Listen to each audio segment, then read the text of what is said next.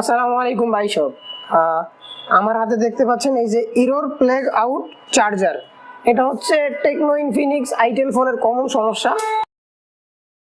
আমি আজকে এটা আপনাদেরকে দেখাবো আসলে স্পেকট্রাম সিপিইউ যুক্ত ফোনগুলোর কিভাবে এই এরর সমাধান করা যায়।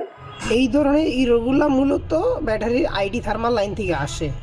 আপনাদের বোঝার সুবিধার্থে আমি একটা ব্লক ডায়াগ্রাম তৈরি করেছি, এটা আপনাদেরকে দেখাই। এই যে দেখতে পাচ্ছেন আমাদের এটা হচ্ছে ব্যাটারি কানেক্টর। ব্যাটারি কানেক্টরের এক পাশে থার্মাল আর এক পাশে আমাদের আইডি লাইন। এখন এই ধরনের এররগুলা থার্মাল লাইন থেকে আসে। থার্মাল লাইনের এই যে ডিভাইডার সার্কিটের যে বিষয়টা বলতেছিলাম, ডিভাইডার সার্কিটের একটা হচ্ছে R1 আর একটা হচ্ছে R2। এখানে তিনটা রেজিস্টার দেখতে পাচ্ছেন। এটা হচ্ছে R1, এটা হচ্ছে R2। R1 রেজিস্টারটা আমাদের মাদারবোর্ডের মধ্যে থাকে। আমি স্কিমেটিক দেখলাম, এটার মধ্যে 13 কিলো ওহমের একটা রেজিস্টার ব্যবহার করা হয়েছে, আর ব্যাটারির মধ্যে যেটা আছে ওইটা 10 কিলো ওহমের রেজিস্টার। এখন আপনাদেরকে যেটা বলি, পাওয়ার এসি থেকে একটা 1.8 ভোল্টেজের পুল আপ ভোল্টেজ এটা আমাদের 13 কিলো ওহমের রেজিস্টারের মধ্যে আসছে। আসার পর আমাদের ব্যাটারি কানেক্টরে চলে গেছে। আমরা যখন ব্যাটারি কানেক্ট করি, কানেক্ট করার পর এই R2 রেজিস্টারটা যেটা গ্রাউন্ডের সাথে আমাদের এই 10 কিলো ওহমের রেজিস্টারটা লাগানো আছে, ব্যাটারিটা লাগানোর পর কি হয়, মানে ভোল্টেজটা যেহেতু গ্রাউন্ডে আছে ভোল্টেজটা কি কম হয়ে যায়। কম হওয়ার পর আমাদের এইটা এই যে কম হলো, কত কম হলো, এটা আমাদের পাওয়ার আইসির মধ্যে এই লাইনটা ফিডব্যাক ওই ভোল্টেজটা যায়। এখন এই R1 R2 এই ভোল্টেজটা কত হয়, এটা আমরা একটা ডিভাইডার সার্কিটের একটা ক্যালকুলেশন আমি করছি, আপনাদেরকে একটু দেখাই। এই যে দেখতে পাচ্ছেন আমাদের এই যে পুল আপ ভোল্টেজ 1.8 ভোল্টেজ, আর R1 13 কিলো ওহম আর R2 10 কিলো ওহম। আমাদের আউট মানে ফিডব্যাক ভোল্টেজ যেটা পাওয়ার আইসির মধ্যে যায় দেখতে পাচ্ছেন 0.7। আমাদের 0.7 ভোল্টেজ যদি যায়, ওই ক্ষেত্রে আমাদের এই চার্জিংটা প্রপারভাবে হবে বা এই ডিভাইডার সার্কিটটা প্রপারভাবে কাজ করবে। যদি দেখা যায় যে আমাদের এই ব্যাটারির 10 কিলো ওহমের রেজিস্টারটা যদি আমাদের ওহম বেড়ে যায়, হ্যাঁ, বা আমাদের মাদারবোর্ডে R1 রেজিস্টারটা যদি ওহম বেড়ে যায়, ওই ক্ষেত্রে দেখা যাবে এই ধরনের সমস্যা, এরর সমস্যাগুলো আসতে পারে।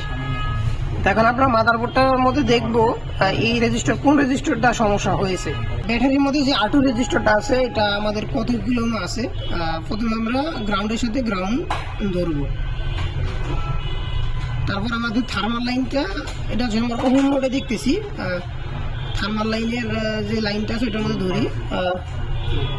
এই দেখতে পাচ্ছেন 9.8 মানে 10 কিলো ওহম। আমাদের ব্যাটারির যে থার্মাল রেজিস্টারটা আছে R2 ওইটা সম্পূর্ণ ঠিক আছে। R1 রেজিস্টারটা আর হচ্ছে ডিভাইড হয়ে যে লাইনটা আমাদের পাওয়ার আইসির মধ্যে যায়, ওই দুইটা রেজিস্টার ঠিক আছে কিনা একটু আপনাদের জুম করে দেখাই।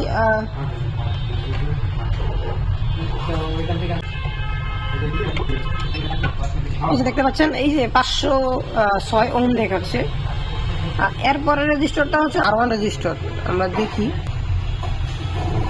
দেখতে পাচ্ছেন এখানে আমাদের মূলত 13 কিলো ওহম থাকার কথা, এটা আমাদের 46 কিলো ওহম হয়ে গেছে।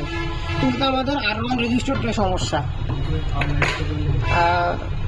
এখন আমরা এটা একটা খুঁজে একটা 13 কিলো ওহমের একটা রেজিস্টার আমরা দেখি, এটার মধ্যে আমরা লাগিয়ে দেখবো আসলে আমাদের সমস্যাটার সমাধান হয় কিনা।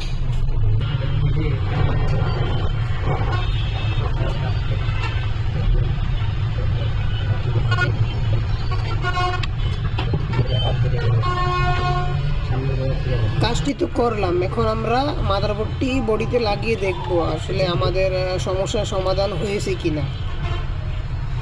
এখন আমরা একটু চার্জে লাগাই, মোবাইলটা চার্জে লাগিয়ে দেখি।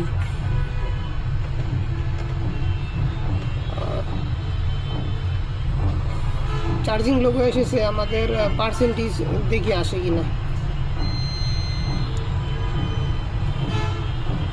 আলহামদুলিল্লাহ আমাদের পার্সেন্টেজে চলে এসেছে